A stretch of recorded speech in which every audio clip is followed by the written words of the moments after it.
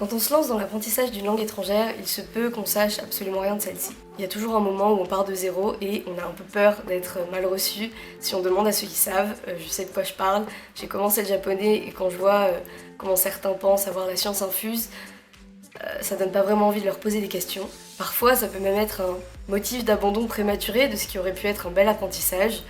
Et je trouve ça vraiment dommage. Du coup, cette vidéo est là pour ça. Salut tout le monde, j'espère que vous allez bien. Aujourd'hui, on se retrouve pour la première vraie vidéo de cette série sur le coréen, puisque la première, entre guillemets, ne parlait que de mon parcours. Dans cette vidéo, je vais vous donner 5 conseils pour apprendre le coréen quand on part vraiment de zéro. Je ne vais pas vous apprendre à parler coréen, ce sera juste des conseils pour vous guider dans votre apprentissage, des ressources et tout ça. Et j'espère que ça pourra vous être utile. On a toujours, à tort ou à raison, de gros a priori sur les langues asiatiques, comme elles se composent de caractères, d'idéogrammes, on va dire, différents de notre alphabet romain. On a tendance à les penser très difficiles et on a ces clichés sur le chinois qui est vraiment très difficile à apprendre selon les clichés. Donc je ne sais pas si c'est vrai ou si c'est faux au final, mais je veux dire on a tendance à généraliser ça à toutes les langues asiatiques, dont au coréen. En coréen, tout comme en français, on a aussi un alphabet qui s'appelle le Hangul et qui se compose d'en tout 40 caractères qui, une fois appris, vous permettront de lire absolument tout. Même si vous ne comprenez pas le sens de ce que vous lisez, vous pourrez absolument tout lire en coréen. 40 caractères, en comparaison de notre alphabet à nous, ça peut paraître beaucoup, mais au final, c'est juste des assemblages de traits horizontaux et verticaux et parfois, attention, grande difficulté, d'un rond. Donc au final, entre l'alphabet romain et leur alphabet à eux, je me demande lequel est le plus simple. Petit aparté, l'alphabet coréen Hangul est considéré comme le système d'écriture le plus scientifique au monde. Alors j'imagine que par scientifique, on entend logique, parce que selon moi c'est vraiment ça qui prime dans la langue, le côté logique et naturel en fait des sons qui vont ressortir. Donc je ne sais pas si c'est vrai ou si c'est faux, c'est ce qu'on entend en tout cas, et moi j'ai tendance à penser que c'est vrai, mais à vous de vous faire votre idée.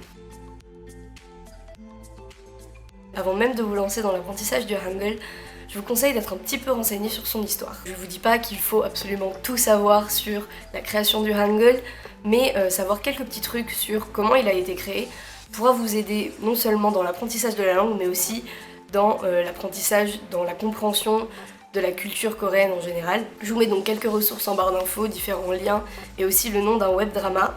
Pour ceux qui ne savent pas ce que c'est qu'un web drama, c'est un drama, donc une série coréenne petite on va dire, de quelques épisodes, qui est sur le thème de l'histoire on va dire, et je vous en dis pas plus. Et c'est pas le drama de l'année, mais pour les plus curieux, ça peut être une façon assez ludique d'en savoir un petit peu plus sur le Hangul. Au final, selon moi, si vous pouvez répondre à ces deux questions, je pense que ça suffit. Qui a créé le Hangul et pourquoi a-t-il été créé ?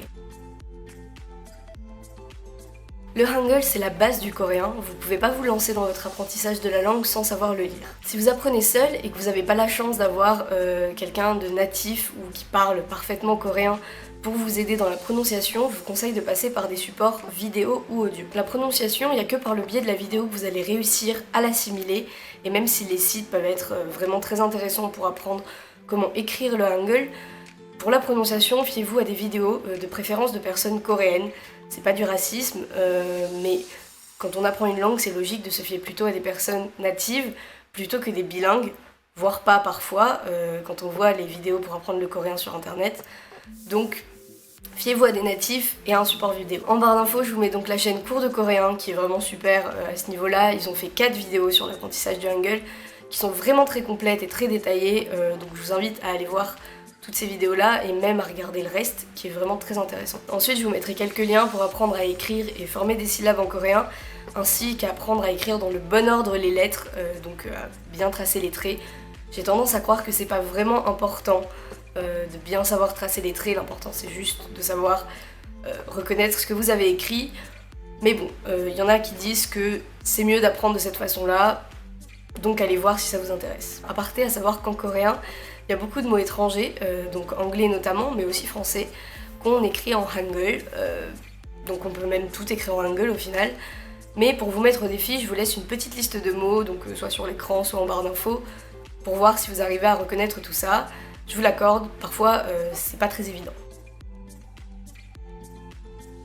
Moi personnellement, j'ai une mémoire kinesthésique, toujours plus compliquée, donc qui sous-entend que j'ai besoin d'une action pour retenir les choses. Donc le Hangul par exemple, j'ai besoin de l'écrire, j'ai eu besoin de l'écrire pour l'apprendre beaucoup, je l'ai réécrit jusqu'à ce que ça rentre. Me tester comme ça à l'écrit, ça a très bien réussi pour moi, donc évidemment je vous le conseille. Après évidemment ça dépend beaucoup de votre mémoire, donc je vous assure pas la réussite avec ça. En revanche, au-delà de la mémorisation, c'est vrai que vous entraîner à l'écrit comme ça va vous aider dans la fluidité de votre écriture en coréen. Donc même si ça vous aide pas trop à l'apprendre, une fois que vous l'avez appris, entraînez-vous quand même à l'écrit, testez-vous, ça vous servira toujours. Lire à voix haute, c'est vraiment très important, genre très important. Je sais pas si c'est seulement moi, mais en tout cas, la lecture à voix haute, c'est mon gros point faible. Et je sais qu'il n'y a pas de secret pour y remédier, c'est que de l'entraînement. Lire dans sa tête, c'est hyper simple et rapide, mais une fois que vous devez lire à voix haute, il y a tellement de choses sur lesquelles vous devez vous concentrer, la prononciation, le sens de la phrase, le ton que vous devez y donner, bref. Et du coup, ça devient vraiment un exercice beaucoup plus compliqué. Donc si vous vous mettez à prendre l'habitude de lire à voix haute, même pas forcément à voix haute, vous pouvez juste chuchoter ou juste bouger les lèvres pour vous habituer à vraiment bouger en fait les lèvres à lire plutôt qu'à lire tout simplement dans votre tête, parce que vraiment ça va vous aider pour plus tard. J'ai commencé beaucoup trop tard à lire à voix haute et je me suis rendu compte de ce point faible beaucoup trop tard. Ne faites pas cette erreur. Lisez à voix haute. Il y a beaucoup de règles de prononciation en coréen que les gens apprennent pas forcément quand on se lance dans cet apprentissage. Moi qui ai appris au lycée d'ailleurs, je me souviens pas avoir appris ça en classe, c'est dans le bouquin pourtant, c'est au tout début, mais c'est vrai que je l'ai lu de moi-même, mais on l'a pas étudié en cours en tout cas. Du coup je vous ai fait un article et un PDF très complet à ce sujet. Je vous laisse aller les voir en barre d'infos si ça vous intéresse, vous pouvez les télécharger, les imprimer, en faire ce que vous voulez. Voilà, voyez si ça vous intéresse, ça peut toujours être un très bon point de l'apprendre. Je vous dis pas qu'il faut tout apprendre par cœur, mais y revenir quand vous avez un doute dans une lecture, c'est vraiment une très bonne habitude à prendre, selon moi en tout cas. Et c'est dans le sujet, je pensais pas faire cet aparté, mais c'est une anecdote. Comme j'ai été au lycée en Corée, c'est vrai que j'ai suivi les cours donc, de tout, on va dire, en coréen. Et à l'inverse de la France, quand on fait une lecture en cours, quand on doit lire à voix haute, c'est pas du tout pareil en fait. C'est une course de vitesse. Pas de ponctuation, pas de sens, rien, on s'en fout, bas les steaks. C'est vraiment juste une course de vitesse à qui lira le plus vite. C'est pas très important de le savoir, mais c'est assez drôle. Je sais pas vraiment pourquoi, c'est comme ça. C'est une différence culturelle, voilà. Bon, si ça vous a intéressé, tant mieux. Si ça vous intéressait pas, vous le savez. Autoprom, j'assume complètement.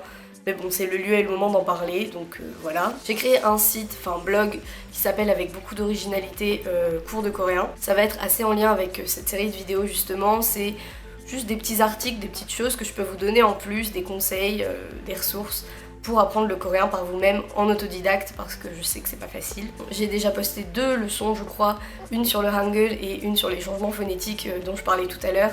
C'est des leçons très complètes que j'essaie de préparer en fait comme des cours, vu que j'essaie de donner des cours de coréen pour me faire un peu d'argent, comme tout le monde, hein, on trouve de l'argent où on peut. J'utilise mes capacités, du coup je donne des cours de coréen aussi si ça vous intéresse d'ailleurs, j'en donne par webcam. Bref, tout le monde s'en fout, c'est pas forcément important. Mais autoprom, on est complètement dans l'autopromotion là, bravo Chloé. En tout cas je vais essayer d'agrémenter ce site avec des articles et les vidéos justement de cette série. N'hésitez pas à aller le voir, vous abonner par mail et à farfouiller un peu pour voir s'il y a des trucs qui vous intéressent. Voilà, du coup c'est tout pour les conseils que j'avais à vous donner dans cette vidéo. J'espère que la vidéo vous aura plu. Dites-moi s'il y a des sujets que vous voulez que j'aborde en coréen particulier qui pourraient vous être utiles, etc. Je vous souhaite un bon apprentissage, je vous souhaite bonne chance surtout dans cet apprentissage et je vous dis à très bientôt pour une nouvelle vidéo.